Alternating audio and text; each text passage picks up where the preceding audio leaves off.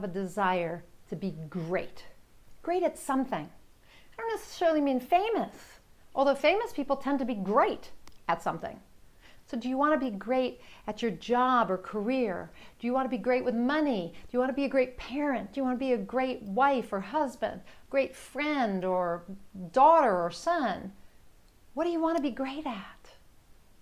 So here's the thing. If you want to be great rather than good, you need to make sure that you're on the best path from where you are to where you want to go. And you want to stay on that path. You do not want to take too many detours, because if you keep getting to forks in the road and you take the path that is not the direct path to where you want to go, you will probably stay good. Too many forks in the road make us good, not great. Now, sometimes a little detour or a fork in the road teaches us something and gets us somewhere interesting. But here's the thing. People who are great are on the fast track, the best track to where they want to go. Think about Olympic athletes and how much time they put in practicing for whatever their sport is.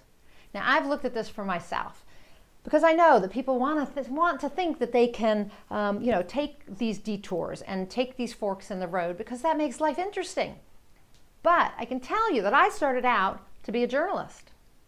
I did. I have a degree in magazine journalism, and I went and I worked for some magazines. I was editing as well as writing, although writing was really what I wanted to do.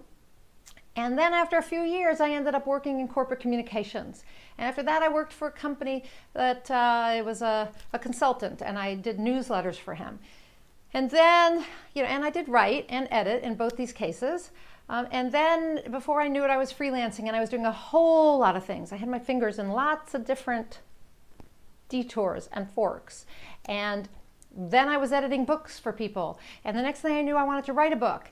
And then I was coaching and training and speaking. What would have happened if I had never taken those forks and I had just stayed with journalism? I would be great. I'd be a great journalist. Now, do I think I'm great as a writer? I think I'm pretty good. But if all I did was write, that would be better too. And I would be a great writer. I don't just write.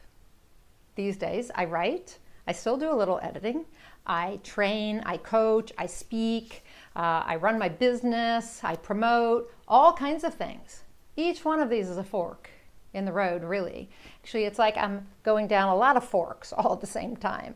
But what would have happened if I didn't? What would have happened if all I did was write?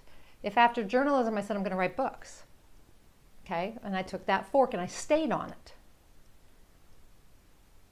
I would be great. I would be a great author with probably a lot more books. I'd be way more prolific, right? So I want you to think about that. How many times have you taken a fork in the road rather than sticking on the main path, the best path to get from where you are now to where you want to go? Think about all the hours you would have spent perfecting that one thing. Most people who are great at something have spent 10,000 hours working at it. Read Malcolm Gladwell's book, Outliers. And you'll read about that, about the people who were fabulous, really great, excellent at what they do, and how many hours they've put in perfecting that skill, that talent, whatever it is. We can't do that if we keep taking forks down, forks in the road or detours. We want to stay on the right, I don't want to call it right, the best path for us to get to our goal, to become great. So I want you to think about that. How many times have you taken a fork in the road rather than sticking with your main path to your goal?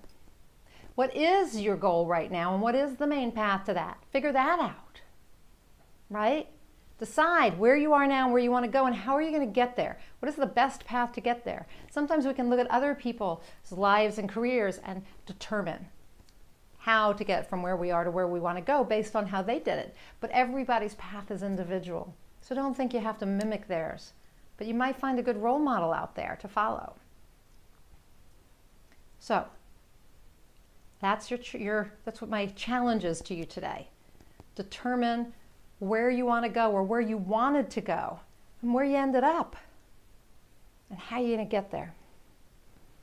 What's that best path for you to take? most efficient, most effective path for you to take to get from where you are now to where you want to go or where you always wanted to go. You can get there. You can redirect. You can use your internal GPS, right? Think about that. Most online maps, Waze, the app Waze, Google Maps, all these things, GPS, they give you the best path to get somewhere. Usually in the fastest way, but it's the best path, given that the information at that time, right? So that's what you want. I want you to go inside and use your GPS to figure out how to get from where you are to where you want to go. I'm Nina Amir. I'm the Inspiration to Creation Coach. I'm a certified high performance coach as well as an author coach and a blog coach. I love to help people combine their passion with their purpose so they get inspired. Because when they get inspired, they take inspired action and that gets some inspired results. It is my thing to help people create what they want in their life, to create their best self, their best life, to step into that fully. If that interests you, then go on over to ninaamir.com and read the blog or watch the videos on YouTube. Or fill out my online application at ninaamir.com /free session. ninaamir.com /free session. You can find it at ninaamir.com as well. Fill that out. And it's going to ask you to rank yourself on how clear you are, how courageous, how productive, how influential. Right? And you're going to see where you need some help. And then we'll get on the phone together for an hour if you're a good fit for high performance coaching. We'll get on the phone and we'll talk about those things. I'm not going to necessarily solve anything right away, but you can get a feel for what high performance coaching is all about. We can meet and see if we're a good fit to work together, and then you can make a decision whether you would like to pursue high performance coaching with me. I think high performance coaching helps everybody create their best self and their best life. It's personal development that is results oriented, proven, and just is a phenomenal way for you to increase your level of passion and purpose, and to increase your results and your ability to create whatever it is you want in your life. So fill out the form at ninaamir.com /free session, and until next time, go out there and achieve more inspired results.